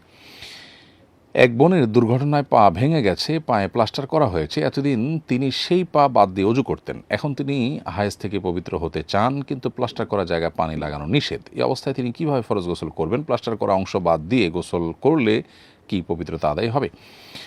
উত্তর হলো যে প্লাস্টার করা অংশ বাদ দিয়ে বাকি অংশ তিনি পানি দিয়ে ধৌত করবেন, তাতে ইনশাআল্লাহ তার ফরজ গোসল আদায় হয়ে যাবে। আর প্লাস্টার করা অংশের উপর দিয়ে তিনি ভিজা হাত একটু বুলিয়ে নেবেন, মাসাহ করে নেবেন, সেটাতে ইনশাআল্লাহ তার ফরজ গোসল আদায় হবে এবং একই প্রক্রিয়াতে তার ওযু করতে হবে। এরপরে প্রশ্ন হলো, মালয়েশিয়া একটা জব করি আমি, সেখানে নোংরা পরিবেশে মেয়েদের কারণে আমার আমল ধরে রাখা কঠিন হচ্ছে, ব্যভিচারে লিপ্ত হয়ে যাওয়ার আশঙ্কা জোরালো, তাই দেশে চলে আসতে চাচ্ছি, অপরদিকে মা বাবা বারণ করছেন, আমি চলে এলে কি পিতামাতার অবাধ্যতার গুনাহ হবে? প্রিয় দর্শক, যেহেতু একদিকে আপনার হারাম থেকে বাঁচার সংগ্রাম, অপরদিকে আপনার মা বাবার অসম্মতি, আপনাকে দেখতে হবে যে মা বাবার এই অসম্মতিটা এটা যদি আমলে নেন তাহলে আপনি গুনাহে লিপ্ত হয়ে যাওয়ার আশঙ্কা জোরালো কিনা। যদি জোরালো হয় তাহলে মা বাবার এই অসম্মতিকে আপনি বিনয়ের সাথে ডিনাই করবেন, তাদের সাথে কোনো বেয়াদবি করবেন না, তবে আপনার অপারগতার কথা জানাবেন। সরাসরি যদি সেটি বলতে না পারেন তাহলে অন্য কোনোভাবে আপনি তাদেরকে বোঝানোর চেষ্টা করবেন আপনার অপারগতার কথা, কিন্তু বাবা মার সাথে বেয়াদবি করতে যাবেন না। কারণ লা তাআতা লিমাখলুকিন ফি মাসিয়াতিল খালিক, আল্লাহ রাব্বুল আলামিনের অবাধ্যতা লিপ্ত হয়ে, কোনো গুনাহে লিপ্ত হয়ে আমরা পৃথিবীতে কাউকে খুশি করতে পারি না বা কারোর কথা মানতে পারি না। মা বাবার কথা আমরা মানতে বাধ্য, কিন্তু ততক্ষণ যতক্ষণ তারা আল্লাহর কোনো বিধানের বিরুদ্ধে আমাদেরকে না বলেন। যদি তাদের কোনো কথা মানতে গিয়ে আল্লাহর বিধান লঙ্ঘন হয় তাহলে সেই কথা কিন্তু মানা যাবে না। একই কথা সবার জন্য প্রযোজ্য। একজন নারী তিনি তার স্বামীর আদেশ নিষেধগুলো মেনে চলবেন, কিন্তু স্বামীর আদেশ নিষেধ মানতে গেলে যদি আল্লাহর অবাধ্য হতে হয় তাহলে সেই জায়গায় স্বামীর আদেশ নিষেধ মান্য করা যাবে না। এরপরে প্রশ্ন করেছেন খোরশেদ আলম জুয়েল, আপনি লিখেছেন, আমি এক আত্মীয়ের জানাজায় গিয়েছিলাম, মাঠে ভিড় বেশি হওয়ায় জায়গা কম ছিল, ইমাম সাহেব বললেন জানাজার নামাজের সিজদার জায়গা রাখা জরুরি নয়, তখন আমরা খুব কাছাকাছি দাঁড়িয়ে নামাজ পড়ি। প্রশ্ন হলো, ইমাম সাহেব কি সঠিক বলেছেন? ভাই খোরশেদ আলম জুয়েল, আপনার প্রশ্ন উত্তর হলো আপনার ইমাম সাহেব সঠিক বলেছেন। জানাজা নামাজের কাতার সাধারণ নামাজের কাতারের মতো এরকম গ্যাপ রাখা এটা আবশ্যক নয়, কারণ জানাজা নামাজের রুকু সিজদা নেই। যেহেতু রুকু সিজদা নেই, অতএব যদি এখানে গ্যাপ কম রাখা হয় তাতে কোনো অসুবিধা হবে না। এরপরে প্রশ্ন হলো, ফিদিয়া সম্পর্কে জানতে চাই, নামাজ পড়তে না পারলে এর ফিদিয়া আদায় করে দিলে কি নামাজ না পড়ার গুনাহ মওকুফ হয়ে যাবে? উত্তর হলো যে ফিদিয়া মূলত প্রযোজ্য হয় সিয়ামের ক্ষেত্রে। আল্লাহ রাব্বুল আলামিন কোরআনে কারিমে বলেছেন, ওয়ালাল্লাযীনা ইউতিকুনাহু ফিদিয়াতুন তাআমু মিসকিন, যারা সিয়াম পালন করতে, রমজানের সিয়াম পালন করতে যারা অপারগ শারীরিকভাবে এবং তাদের সুস্থ হওয়ার আপাত দৃষ্টিতে কোনো সম্ভাবনা নেই, বার্ধক্যজনিত অসুস্থতা বা এরকম কোনো অসুবিধা যেটা স্থায়ী, সেক্ষেত্রে সেই ব্যক্তিদের জন্য আল্লাহ রাব্বুল আলামিন বলেছেন যে মিসকিনদেরকে একদিনের খাবার দেওয়ার জন্য, ফিদিয়া দেওয়ার জন্য। সো আমরা যে ফিতরা দিয়ে থাকি রমজানে, সেই ফিতরা পরিমাণ খাবার যখন একজন মিসকিনকে দিয়ে দিব, এরকম অপারগ মানুষের তরফ থেকে একটি রোজার জন্য যথেষ্ট হবে। 30টি রোজার জন্য 30 জন মিসকিনের খাবার বা ফিদিয়া আদায় করে দিতে হবে। এটা হলো মৌলিক বিধান এবং কোরআনে প্রণীত বিধান। নামাজের ব্যাপারে মূলত কোনো ফিদিয়া দেওয়ার কথা কোরআন বা হাদিসে সরাসরি বর্ণিত হয়নি বা প্রমাণিত হয়নি। এই জন্য ইমাম আবু হানিফা রাহিমাহুল্লাহ এবং আবু ইউসুফ রাহিমাহুল্লাহ সহ হানাফি মাযহাবের উলামাদের মতে নামাজের কোনো ফিদিয়া নেই বা নামাজের কোনো ফিদিয়ার থাকার কথা তারা বলেন না। ইমাম মুহাম্মদ রাহিমাহুল্লাহ হানাফি মাযহাবের মধ্যে তিনি মনে করেন বা তার ইজতিহাদ হলো, যেহেতু নামাজটা রোজার চাইতেও গুরুত্বপূর্ণ। অতএব কেউ যদি রোজা না রাখতে পারার কারণে ফিদিয়া দিতে হয়, তাহলে নামাজ না পড়তে পারার কারণে তার তো ফিদিয়া দিতে হবে। অতএব কেউ যদি অসুস্থজনিত কারণে আইসিইউতে আছেন বা কোনো কারণে নামাজ পড়তে পারছেন না, পড়ার মধ্যে কোনো পরিস্থিতি তার নাই, সেক্ষেত্রে এই ব্যক্তির তরফ থেকে ফিদিয়া আদায় করার কথা ইমাম মোহাম্মদ রহমতুল্লাহ বলেন এবং হানাফি মাযহাবের উলামা ইকরাম বলেন অনেকেই। কিন্তু মূলত ফিদিয়াটা প্রযোজ্য হয় হলো সিয়ামের ক্ষেত্রে, নামাজের ক্ষেত্রে নয়। নামাজের ক্ষেত্রে হওয়ার কথা যে সমস্ত উলামা ইকরাম বলে থাকেন, তাদের বক্তব্য হলো যদি এটা ফিদিয়া হিসাবে কাউন্ট নাও হয় তাহলে সাধারণ সাদাকা হয়ে যাবে। সেই দৃষ্টিকোণ থেকে আমাদের প্রিয়জনদের যারা মারা যাবেন তারা যদি কেউ কোনো নামাজ রেখে যান তাহলে সেই হিসাব করে আমরা দান করে দিতে পারি, যে নফল দান হিসেবে আল্লাহ তাআলার কাছে হয়তো গ্রহণযোগ্য হবে। কিন্তু ফিদিয়া বেসিক্যালি শরিয়াতে সিয়ামের জন্য প্রযোজ্য। এরপর প্রশ্ন হলো, আমি খুঁজে কোনো ভালো মহিলা ডেন্টিস্ট পাইনি। একজন পেয়েছিলাম কিন্তু আমার দাঁতের ক্যাপ লাগানোর পর উল্টো সে দাঁতের অবস্থা আরও খারাপ হয়ে গেছে। এখন আমি কি পুরুষ ডেন্টিস্টের শরণাপন্ন হতে পারবো? প্রিয় বোন, আপনার প্রশ্ন উত্তর হলো যে যদি কোনো নারী ডাক্তার আপনি সেরকম না পান, অভিজ্ঞ যেমনটি আপনি বলেছেন, সত্যি আপনি যদি খোঁজার মতো খুঁজে থাকেন এবং খুব ভালো করে চেষ্টা করে থাকেন, তাহলে সেক্ষেত্রে না পাইলে বিকল্প হিসাবে আপনি পুরুষ ডাক্তারের শরণাপন্ন হতে পারবেন। কিন্তু আপনার খোঁজাটা যথাযথ হয়েছে কিনা সেটি আপনার দেখা দরকার। আপনার জন্য অনেক দূরে গিয়ে ট্রিটমেন্ট করা কষ্টসাধ্য, সেটা সম্ভব নয়। তো সেরকম কিছু শরীয়ত আপনার উপরে চাপিয়ে দেয় না, কারণ আপনার সাধ্যের বাইরে কোনো কিছু আপনাকে চাপাবে না। কিন্তু আজকাল পৃথিবীর বিভিন্ন জায়গাতে আলহামদুলিল্লাহ মহিলা ডেন্টিস্ট কিন্তু পাওয়া যায়। আমাদের বাংলাদেশের বাস্তবতায়ও আমরা ঢাকা, চিটাগাং সব বড় বড় শহরগুলোতে খুঁজলেই কিন্তু ডানে বামে বা শহরের এমাথা থেকে ওমাথা আমরা যদি খোঁজ নেই তাহলে সেক্ষেত্রে অনেক ভালো মহিলা ডেন্টিস্ট কিন্তু আছেন। অতএব তাদের মাধ্যমে ট্রিটমেন্ট করাতে হবে একজন নারীকে। তার ব্যক্তিত্ব, তার প্রাইভেসি ইসলামের কাছে অনেক গুরুত্বপূর্ণ, তার সম্মান মর্যাদা অনেক মূল্যবান ইসলামের কাছে। এই জন্য ইসলাম চায় যে একজন পুরুষের হাতে তিনি আসলে নিজের দাঁতের ট্রিটমেন্টটা করাবেন না যদি তার বিকল্প পথ থাকে। যেহেতু আপনি যেটা বলেছেন যে আপনি কোথাও এমন কোনো জায়গায় আছেন হয়তো আপনি কোথাও পাননি, তো সেক্ষেত্রে আপনি তো নিরুপায়, অবশ্যই আপনি পুরুষ ডাক্তার কাছে যেতে পারবেন। আনাড়ি মহিলা ডাক্তার কাছে গিয়ে আপনি কষ্ট করার অথবা আপনার ট্রিটমেন্ট যথাযথ না হওয়ার এই বিষয়টিকে শরীয়ত আপনার জন্য বাধ্য করে না। এরপর প্রশ্ন হলো, আমি 15 দিনের জন্য ঢাকা থেকে কক্সবাজার ও তার আশপাশে আনন্দ ভ্রমণে এসেছি, জরুরি কোনো কাজের জন্য আসেনি, আমি কি কসর পড়বো নাকি পূর্ণ নামাজ পড়বো? আপনি 15 দিন বা তার চাইতে বেশি থাকার নিয়ত করলে পরিপূর্ণ নামাজ পড়বেন। কক্সবাজার যে আপনি 15 দিন থাকবেন, এটা যদি আপনি ফিক্স করে থাকেন তাহলে সেখানে পুরো নামাজ আপনার জন্য প্রযোজ্য হবে। উদ্দেশ্য আপনার ঘোরাফেরা হোক অথবা সিরিয়াস কোনো কাজ হোক, তাতে আপনার বিধানে কোনো প্রকার পার্থক্য তৈরি হবে না। আর যদি 15 দিনের কম থাকা হয় তাহলে সেক্ষেত্রে আপনার কসরের নামাজ আপনার জন্য প্রযোজ্য হবে। আর যদি এমন হয় যে কক্সবাজারে পুরোপুরি 15 দিন থাকবেন না, আপনি এখানে কিছুদিন থাকবেন, কিছুদিন হয়তো এই শহর থেকে বাইরে অন্য জায়গাও গিয়ে থাকবেন কিছুদিন, তাহলে সেক্ষেত্রে আপনি এই দুই জায়গায় দুই সময় থাকার কারণে আপনার মুসাফির হিসাবে গণ্য হবেন। আপনি সেক্ষেত্রে আপনি 15 দিন বা 15 দিন বেশি থাকলেও, যেহেতু কয়েক জায়গায় আপনি থাকছেন, ধরা যাক 5 দিন আপনি চিটাগাং থাকছেন, 10 দিন আপনি কক্সবাজার থাকছেন, তাহলে দুই জায়গায় মিলে যেহেতু থাকছেন, অতএব আপনি কসর সেই হিসাবে পড়বেন। তাহলে আপনি কোন উদ্দেশ্যে গিয়েছেন, বেড়াতে গিয়েছেন না সিরিয়াস কোনো কাজে গিয়েছেন, এটার কারণে কসরের বিধানে কোনো পার্থক্য পড়বে না। জীবনে যখনই কোনো গুরুত্বপূর্ণ কাজ করার ইচ্ছা করেছি আর কাজের আগে সেটা বন্ধুবান্ধবদের সঙ্গে শেয়ার করেছি, সেই কাজ আর আমি সময় মতো করতে পারিনি, এমনটা কি বদনজর বা কারো নজরের প্রভাবে হয়ে থাকে? এটি হতে পারে, আবার এটি আপনার নিছক ওয়াসওয়াসাও হতে পারে, আপনার মনের যে খুঁতখুঁতে ভাব সেটার কারণে হতে পারে। হয়তো অনেক কাজ আপনি মানুষের সঙ্গে শেয়ার করেছেন এবং সেটি আপনার জীবনে হয়েছে, আপনি খেয়াল করেননি, হয়তো আপনার মাথায় সেটি নেই, তো এটিও হতে পারে। আবার এটাও ঠিক যে অনেক গুরুত্বপূর্ণ কাজ, লোভনীয় কাজ বা খুব আকর্ষণীয় কোনো অ্যাচিভমেন্ট যখন থাকে, সেটা যখন মানুষের সঙ্গে খুব বেশি শেয়ার করা হয় বদনজর লাগার একটা আশঙ্কা থাকে। এই জন্য এ ধরনের কাজ মানুষের সাথে খুব বেশি আগে ভাগে শেয়ার না করা উচিত। যে পর্যায়ে গিয়ে শেয়ার করলে আর অসুবিধা নেই, সেই পর্যায়ে শেয়ার করা যেতে পারে। এরপরে প্রশ্ন হলো, নতুন ঘর উদ্বোধনের বিশেষ কোনো আমল আছে কিনা?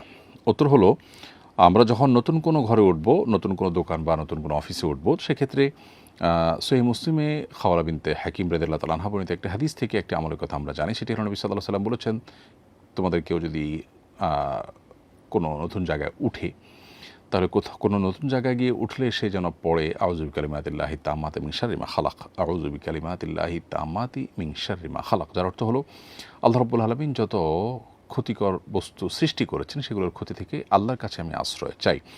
তো এরকম তো পড়ে যদি কেউ কোনো জায়গায় গিয়ে উঠে, সেটা অবশ্য নতুন হওয়া কোনো জরুরি না। আপনি একটা বাসায় উঠলেন, সে বাসাটা পুরনো বাসা, কিন্তু আপনি গিয়ে উঠলেন, আপনি একটা জায়গায় গেলেন, কোনো জায়গায় গিয়ে যখন কেউ উঠে তখন সে এই দোয়া পাঠ করলে তার মাধ্যমে আল্লাহ রাব্বুল আলামিন তাকে যাবতীয় ক্ষয়ক্ষতি থেকে হেফাজতে রাখেন। এছাড়া সূরা কাহফের 39 নম্বর আয়াতে দুই ভাইয়ের যে ঘটনা তার আগে পরে আয়াতগুলোতে বর্ণিত হয়েছে, সেখানে আমরা দেখতে পাই যে আল্লাহর নেয়ামত দেখার পর, বাগান দেখার পর মাশা আল্লাহ লা কুওয়াতা ইল্লা বিল্লাহ এটি পাঠ করার অনুপ্রেরণা দেওয়া হয়েছে। ঠিক একইভাবে আনাস রাদিয়াল্লাহু তাআলা বর্ণিত আরেকটি হাদিসও পাওয়া যায়, যে হাদিসেও আল্লাহর কোনো নেয়ামত পাওয়ার পর সেক্ষেত্রে মাশা আল্লাহ লা কুওয়াতা ইল্লা বিল্লাহ পড়ার জন্য উৎসাহিত করা হয়েছে। অতএব আমরা যদি নতুন ঘরে উঠি, যেটা আমাদেরকে অভিভূত করে, আমাদেরকে মুগ্ধ করে, তাহলে সেক্ষেত্রে আমরা মাশা আল্লাহ লা কুওয়াতা ইল্লা বিল্লাহ পাঠ করতে পারি। আর এই দোয়াটা পাঠ করতে পারি, আউযু বিল্লাহি তাআম্মাতিল মিন শাররি মা খালাক, বিসমিল্লাহ বলে সেখানে প্রবেশ করব। এর বাইরে নতুন জায়গায় উঠলে মানুষ সাধারণত বিভিন্ন রকমের ভুরি ভোজ ইত্যাদি আয়োজন করে থাকেন, মেহমানদারি করেন আনন্দিত হয়ে। তো সেটা একান্ত মুবাহ কাজ, আর আমল হিসাবে এই দোয়া আল্লাহ তাআলার কাছে নিবেদন করা যেতে পারে। এরপরে প্রশ্ন হলো, কোনো বিধবা নারী ইদ্যত অবস্থায় ছেলের বিয়ের জন্য মেয়ে দেখতে যেতে পারবেন কি না? যদি বিকল্প পথ থাকে তাহলে তার সে কাজটি করতে হবে। ইদ্যত অবস্থায় স্বামীর বাসা থেকে বা যেখানে তিনি ইদ্যত পালন করছেন সেই জায়গা থেকে একান্ত নিরুপায় না হলে তিনি বের হবেন না। যদি এই কাজটি কিছুদিন করলেও পরেও করা যেতে পারে, বা এটা না যেয়ে তিনি ভিডিও কলের মাধ্যমে বা ছবির মাধ্যমে দেখতে পারেন অথবা কোনোভাবে করতে পারেন, তাহলে সেটা তাকে করতে হবে, মেনটেন করতে হবে। আর যদি এটা তার জন্য নিরুপায় হয় বা বড় ধরনের ক্ষতির কারণ এটা না করতে পারলে, তাহলে সেক্ষেত্রে তিনি দিনের বেলা যেয়ে দ্রুততার সাথে কাজ সেরে আবার নিজের জায়গায় ফেরত আসবেন। এরপরে প্রশ্ন হলো, ছাগলের পরিবর্তে ভেড়া দিয়ে আকিকা করা যাবে কি না? উত্তর হলো হ্যাঁ, আকিকা ছাগলের পরিবর্তে ভেড়া দিয়ে করলেও আকিকা আদায় হয়ে যাবে। তারপরে প্রশ্ন হলো, মাসিক অবস্থায় যে বিছানায় ঘুমানো হয় এটা নাকি নাপাক হয়ে যায়, মাসিক শেষ হয়ে যাওয়ার পর কি বিছানা ধুয়ে ফেলা জরুরি? উত্তর হলো না, এটা সঠিক কোনো কথা নয়। মাসিক হলে সে অবস্থায় যদি কোনো বিছানায় কোনো নারী ঘুমান, সে বিছানা নাপাক হয়ে যায় না। হ্যাঁ, যদি মাসিকের কোনো রক্ত কোনো জায়গায় লেগে থাকে তাহলে সেই জায়গাটা নাপাক হবে, সেই জায়গাটা আলতো করে ধুয়ে ফেললে, পাক করে ফেললেই হবে। আর যদি কোনো রক্ত বা নাপাক কোনো কিছু না লেগে থাকে কোথাও, তাহলে সেক্ষেত্রে শুধুমাত্র মাসিক অবস্থায় তিনি ঘুমিয়েছেন সেজন্য এই পোশাক নাপাক হয়ে যাবে, মাসিক অবস্থায় তিনি পরিধান করেছেন সেজন্য নাপাক হয়ে যাবে, ব্যাপারটা কিন্তু সেরকম না। এরপরে কোর্রাতুল আয়ুন এই আইডি থেকে আপনি লিখেছেন, অন্য ধর্মের পুরুষের সামনে কি পর্দা করা ফরজ? মেয়েদের জন্য যে পর্দার বিধান সেটা মুসলিম পুরুষদের জন্য যেমন প্রযোজ্য, অন্য ধর্মাবলম্বী পুরুষদের ক্ষেত্রেও প্রযোজ্য, বরং সেক্ষেত্রে আরও বেশি প্রযোজ্য হওয়ার কথা। পর্দার যে মূল লক্ষ্য বা মাকসাদ সেটা আমাদেরকে বোঝার চেষ্টা করতে হবে। সেটি হলো একজন নারী তাকে নিয়ে কোনো পুরুষরা যেন মনোজগতে বাজে চিন্তা কল্পনা জল্পনা করতে না পারে, সেজন্য পর্দার বিধানটা আল্লাহ তাআলা দিয়েছেন। অতএব এটা মুসলিম পুরুষের বেলা যেমন প্রযোজ্য, অন্য ধর্মাবলম্বী পুরুষের ক্ষেত্রেও প্রযোজ্য। এজন্য পর্দাটা মুসলিম অমুসলিম সব পুরুষদের সাথে আমাদেরকে করতে হবে। ঠিক একই কথা পুরুষদের বেলাও প্রযোজ্য।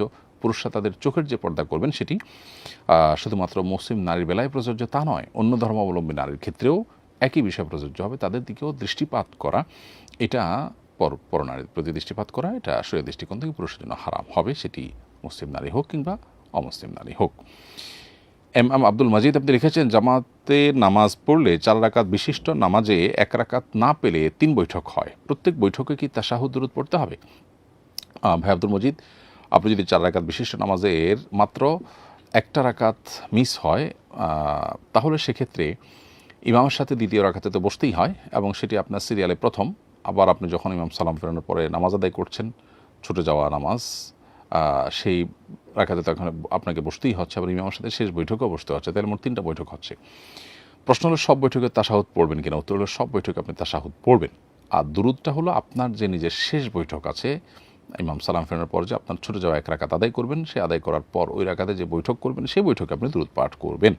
আর বাকি 2 বৈঠকে আপনি তাশাহুদ, আর তৃতীয় বৈঠক যেটা দুরুদ পাঠ করছেন সেখানে তো তাশাহুদ থাকছেই। তার মানে 3 রাকাতে তাশাহুদ পড়বেন, আর দুরুদটা পড়বেন একান্ত শেষের রাকাতে।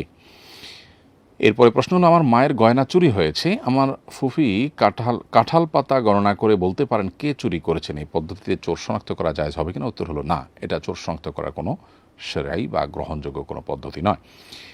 এরপরে ইসরাত জাহান প্রীতি বোন আপনি লিখেছেন, তাহাজ্জুদের নামাজের সময় সালাতুল হাজত নামাজ পড়া যাবে কিনা? উত্তর হলো অবশ্যই পড়া যাবে। সালাতুল হাজত নামাজ যে কোনো সময় পড়া যায়, তাহাজ্জুদের নামাজের সময় দোয়া কবুল হয়, ভোর রাতে দোয়া কবুল হওয়ার সম্ভাবনা আরও বেশি হয়। বিধায় সেখানে আপনার কোনো প্রয়োজন সামনে রেখে আপনি 2 রাকাত সালাত আদায় করে আল্লাহর কাছে দোয়া করলেন, সেটা আপনি অবশ্যই করতে পারবেন এবং করার জন্য সেটা উপযোগী সময় আরও বেশি। আমি একজন জেনারেল পড়ুয়া, দিনী ইলম অর্জন করতে চাই। একজন সাধারণ মুসলিম হিসাবে কতটুকু দিনী জ্ঞান অর্জন করলে ফরজ ইলম পরিমাণ ইলম অর্জিত হয়েছে বলে বিবেচিত হবে? কিভাবে ফরজ ইলম অর্জন করতে পারি, এ ব্যাপারে পূর্ণাঙ্গ গাইডলাইন কামনা করছি। প্রিয় দর্শক, আপনার এই প্রশ্ন উত্তর হলো যে দিনী ইলম অর্জন করার জন্য বা ফরজ ইলম অর্জন করবার জন্য আপনার সর্বপ্রথম ঈমান এর জন্য একেবারে বেসিক মৌলিক যে বিষয়, যেগুলো না জানলে নয়, ততটুকু জ্ঞান অর্জন করা আপনার জন্য আবশ্যক। ঈমান ভঙ্গের কারণগুলো জানা, তারপরে আপনার 5 ওয়াক্ত সালাত সহ শরিয়ার অন্যান্য যে বিধিবিধানগুলো আমাদের জন্য প্রাত্যহিক বা নিয়মিত আবশ্যক হয়, সেগুলো যতটুকু না জানলে সেগুলো আমরা পারফর্ম করতে পারবো না, ততটুকু জানাটা আমাদের জন্য ফরজ। অতএব এটা জানার জন্য বেসিক দিন শেখার বিভিন্ন কোর্স আছে, সেগুলো আপনি করতে পারেন। বিভিন্ন বই পুস্তক আছে, সেগুলোর আপনি সহযোগিতা চেয়ে নিতে পারেন। আপনার আশপাশের করিম ইমাম সাহেবের আপনি বিশেষভাবে সহযোগিতা নিতে পারেন, তারা আপনাকে হয়তো হেল্প করতে পারবে ইনশাআল্লাহ তাআলা। এরপরে প্রশ্ন হলো, আমার ফুপুর এমন অবস্থা যে নামাজ বুঝেন না, 1 রাকাত পড়েই শেষ করে ফেলেন, বাকি শুধু রুকু করেই মনে করেন নামাজ শেষ। এই অবস্থায় বাহির থেকে তাকে বলে দিলে হবে কিনা? উত্তর হলো, সাধারণত নামাজরত ব্যক্তিকে বাহির থেকে লোকমা দিলে তার নামাজ হয় না। কিন্তু আপনার ফুফু যেহেতু অসুস্থ এবং তিনি নিজে নামাজ এভাবে বুঝে উঠতে পারেন না, মনে থাকে না, অতএব বাহির থেকে কেউ যদি তাকে বলে দেন, তার ফলে তার নামাজ হবে, যেহেতু তিনি নিরুপায় এবং অসুস্থ। কোরবানায় লিখেছেন, জানাজার সালাতে 4 তাকবীরে কি দোয়া বলতে হবে, আর ইমামের পেছনে মুক্তাদিও কি দোয়া পড়বে? ভাই কোরবান আলী, আপনার প্রশ্ন উত্তর হলো যে 4 তাকবীরের প্রথম তাকবীরে আমাদেরকে পড়তে হবে সানা, সুবহানাকা আল্লাহুম্মা ওয়া বিহামদিকা দোয়া পড়তে হবে, এবং দোয়া হিসাবে এর পাশাপাশি সূরা ফাতিহা পড়তে পারেন। দ্বিতীয় রাকাতে তাকবীরের পর দ্বিতীয় তাকবীরে আপনি পড়বেন হলো দুরূদ শরীফ, নামাজে যে দুরূদটা পড়েন ঠিক দুরূদ ইব্রাহিম সেটি পড়বেন।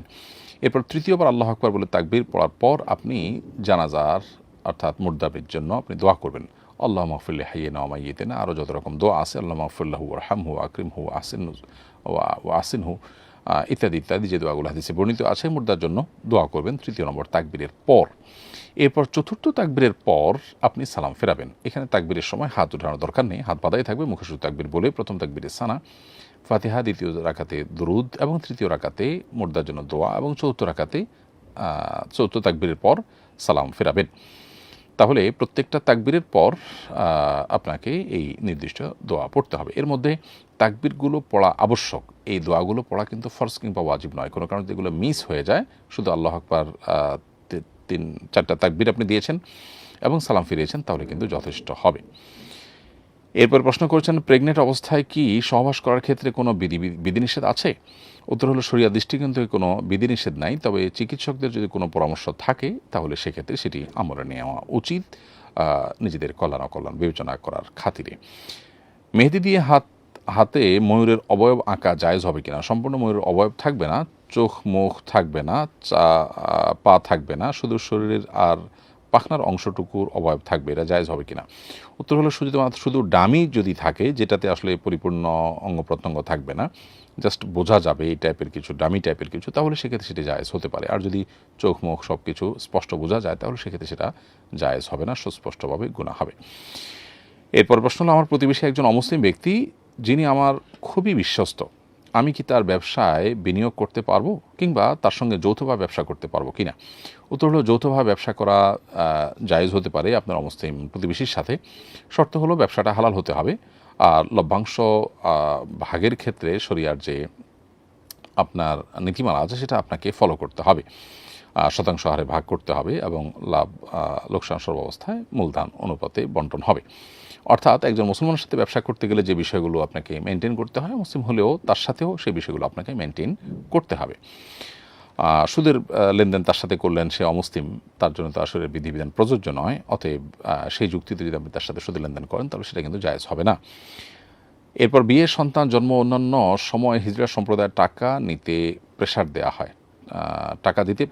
দেওয়া হয়, না দিলে অকল্যাণের ভয় দেখায়, টাকা না দিলে কি আসলে কোনো ক্ষতি হবে? না, এরকম কোনো কথা নেই, বরং এটা এক প্রকারের জুলম। প্রকৃত অর্থে কারা হিজড়া আর কারা সমকামী বা ট্রান্সজেন্ডার সেটা নিরূপণ করবার জন্য সরকারি মেডিকেল টেস্ট করা প্রয়োজন। মেডিকেল টেস্টের মাধ্যমে যারা প্রমাণিত হবে যে হ্যাঁ আসলে লিঙ্গ প্রতিবন্ধী, তাহলে সেক্ষেত্রে তাদের জন্য সরকারি উদ্যোগে বিভিন্নভাবে তাদের স্বাবলম্বী করার ব্যবস্থা থাকা উচিত। সেটি না থাকার ফলে দেখা যায় যে এটা অনেকটা ভিক্ষাবৃত্তি বা চাঁদাবাজির মতো একটা পেশায় পরিণত হয়েছে এবং মানুষকে উপদ্রব করে তারা। অতএব তাদেরকে টাকা না দিলে কোনো ক্ষতি হবে এটি মনে করাটা বরং একটি ভুল হবে। বিধায় এরকম কোনো বিশ্বাস আমাদের পোষণ করা উচিত নয়। এরপরে প্রশ্ন হলো, স্বামীর মোবাইল চেক করা অনধিকার চর্চা হিসেবে বিবেচিত হবে কিনা? বিনা অনুমতিতে স্বামী স্ত্রী পরস্পরের মোবাইল চেক করলে গুনাহ হবে কিনা? খুবই দরকারি প্রশ্ন। স্বামী স্ত্রী পরস্পরের মোবাইল যদি চেক করেন একজন আরেকজনের অনুমতি ছাড়া এবং সেটা যদি সন্দেহ বশে করেন, তো এটা এক প্রকারের তাজাসসুস হবে। আল্লাহ কোরআনে বলেছেন, ওয়ালা তাজাসসু, তোমরা একে অন্যের পিছনে গোয়েন্দাগিরি করো না। তো এই যে গোয়েন্দাগিরি করা বা পেছনে ছিদ্র অন্বেষণ করার জন্য চেষ্টা করা, এটা দোষণীয়। শয়তান অনেক সময় আমাদেরকে এই জাতীয় ইস্যুগুলো আমাদের মনের মধ্যে তৈরি করে এবং এর ফলশ্রুতিতে দেখা যায় যে আমরা একে অন্যের প্রতি কুধারণা করি। তো এই জন্য ইমানদার কখনও কুধারণা করবে না, ইমানদার সবসময় সুধারণা করবে এবং নিজেকে নিয়ন্ত্রণ করবার চেষ্টা করবে। হ্যাঁ, কারোর বিপথে চলে যাওয়ার সুস্পষ্ট কোনো প্রমাণ আছে, সেই জায়গা থেকে যদি চেক করার প্রয়োজন হয় এবং সেটার মধ্যে যদি কল্যাণ থাকে তাহলে সেক্ষেত্রে করা যেতে পারে। বরং এটা চেক করার ফলে যদি কল্যাণের চাইতে অকল্যাণের বেশি হয় তাহলে সেক্ষেত্রে সেটা করার কোনো যৌক্তিকতা বা কারণ থাকতে পারে না। কিন্তু মৌলিকভাবে কোনো নির্দিষ্ট প্রমাণ ছাড়া জাস্ট সন্দেহের বশে বা অহেতুকই একজন আরেকজন মোবাইল চেক করা এবং পরস্পরকে সন্দেহ করা, এটা দোষণীয়। এরপর প্রশ্ন হলো, আমি কবুতর পালন করি, প্রায় আমার কবুতরের সঙ্গে বাইরের কবুতর চলে আসে, আমি জানি না এই কবুতরের প্রকৃত মালিক কে। এক্ষেত্রে আমার কবুতরের সঙ্গে চলে আসা কবুতরের ডিম দিলে এবং বাচ্চা ফুটালের মালিকানা কার হবে? উত্তর হলো, কবুতরের মালিক যদি চলে আসে পরবর্তী, তাহলে বাচ্চা এবং ডিম মালিকের হবে। আর আপনি যে তাকে মানে খাইয়েছেন, লালন পালন করেছেন, এর জন্য আপনার যা খরচ হয় সেটা আপনি তার কাছ থেকে তিনি যদি সম্মত হন আদায় করতে পারেন। আর কবুতরের ডিম বা বাচ্চা এগুলোর দাবি আপনি করতে পারেন না। আমার ছেলে এক মহিলার দুধ পান করেছে, এখন আমার অন্য ছেলেরাও কি তার মেয়েদের জন্য মাহরাম হবে? উত্তর হলো না। যে দুধ পান করে শুধু তার সঙ্গে দুধের সম্পর্ক তৈরি হয়, অর্থাৎ একজন ছেলে কোনো মহিলার দুধ পান করেছে, এই ছেলের অন্য ভাই বা বোন যারা সেই মহিলার দুধ পান করেনি তারা কিন্তু মহিলার সন্তান বা দুধ সন্তান হিসাবে বিবেচিত হবে না, এবং ওই মহিলার সন্তানদের সাথে যারা ওই মহিলার দুধ পান করেছেন তাদের সাথে এই দুধ পানকারী যে বাচ্চা তার বাকি ভাই বোন যারা দুধ পান করেন নাই তাদের মধ্যে কোনো প্রকার সম্পর্ক তৈরি হবে না। মারিয়াম খানম আশা, আপনি আমাদের ইউটিউব চ্যানেলে লিখেছেন, মেয়েদের চোখে সুরমা দেয়া কি সুন্নত?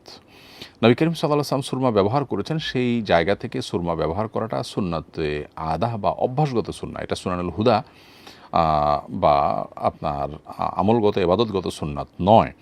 ইবাদতগত সুন্নাত যেহেতু না, অতএব কেউ যদি এটা দিতে পারেন এবং নবী সাল্লাল্লাহু আলাইহি ওয়াসাল্লাম দিয়েছেন, সে মহব্বতে দিয়ে থাকলে আল্লাহর কাছে সওয়াব আশা করতে পারেন। এবং এক্ষেত্রে নারী পুরুষ সবাই সমান। তবে কোনো নারী এটি দিয়ে পরপুরুষকে আকৃষ্ট করা বা বেপরদার সাথে বাহিরে যাওয়া, সেটা তার জন্য পৃথক নাজায়েজের বিষয় হবে, গুনাহের বিষয় হবে। এরপরে প্রশ্ন হলো, আমি একজন অমুসলিম থাকা অবস্থায় আমার দ্বারায় অন্যের হক নষ্ট হয়ে থাকলে কি ইসলাম গ্রহণের কারণে মাফ হয়ে যাবে?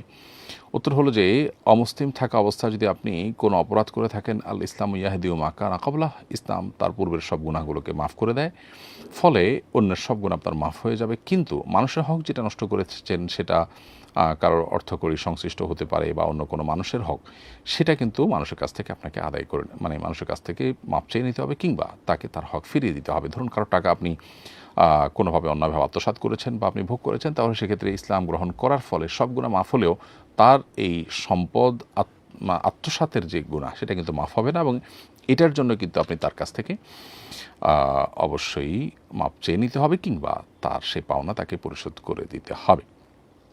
এরপর প্রশ্ন হলো, আমার চোখের কাছে একটি আঁচিল আছে যার কারণে স্বামী অপছন্দ করেন, এটা কি রিমুভ করতে পারবো?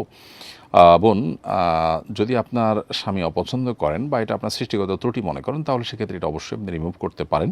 এমনকি স্বামী অপছন্দ না করলেও এটা যদি আপনার শরীরের মধ্যে একটা ত্রুটি হিসাবে বিবেচিত হয়, তাহলে সেক্ষেত্রে পার্ট অফ ট্রিটমেন্ট বা এটা চিকিৎসার অংশ হিসাবে দূর করতে পারবেন। সেটার জন্য আপনি যদি কোনো উদ্যোগ নেন, কোনো ট্রিটমেন্ট গ্রহণ করেন, অপারেশন করেন, তাহলে সেক্ষেত্রে সেটা নাজায়েজ হবে না। আল্লাহর সৃষ্টিতে পরিবর্তন নিষিদ্ধ। লা তাগয়িরা লিখালকিল্লাহ, লা তাবদীলা লিখালকিল্লাহ, আল্লাহর সৃষ্টিতে কোনো পরিবর্তন চলবে না। আল্লাহর এই নির্দেশনা এটার আওতায় এটা পড়বে না, কারণ আল্লাহর সাধারণ সৃষ্টি, যেটা স্বাভাবিক সৃষ্টি, একজনের চেহারা আল্লাহ একরকম দিয়েছেন, তিনি প্লাস্টিক সার্জারি করে চেহারার অবয়ব চেঞ্জ করে ফেলেছেন, এটি আল্লাহর সৃষ্টিতে পরিবর্তন করে, এটি নাজায়েজ। কিন্তু আচিল আছে সেটি দূর করলেন, এটা তো এক প্রকার ত্রুটি মুক্ত করলেন, বিধায় এটি আল্লাহর সৃষ্টির পরিবর্তনের আওতায় পড়বে না। এরপরে প্রশ্ন হলো, ইনজেকশনের মাধ্যমে গরু প্রজননের কাজ করি, ইনকাম হালাল হবে কিনা? উত্তর হলো, ইনজেকশনের মাধ্যমে গরু প্রজননের কাজ যদি করেন, এখানে যদি কোনো বড় ধরনের শরিয়া বিরোধী কিছু না থাকে, এমন কিছু না থাকে যেটা আসলে হারাম হবে, তাহলে সেক্ষেত্রে মৌলিকভাবে এই কাজ কোনো হারাম কাজ নয়।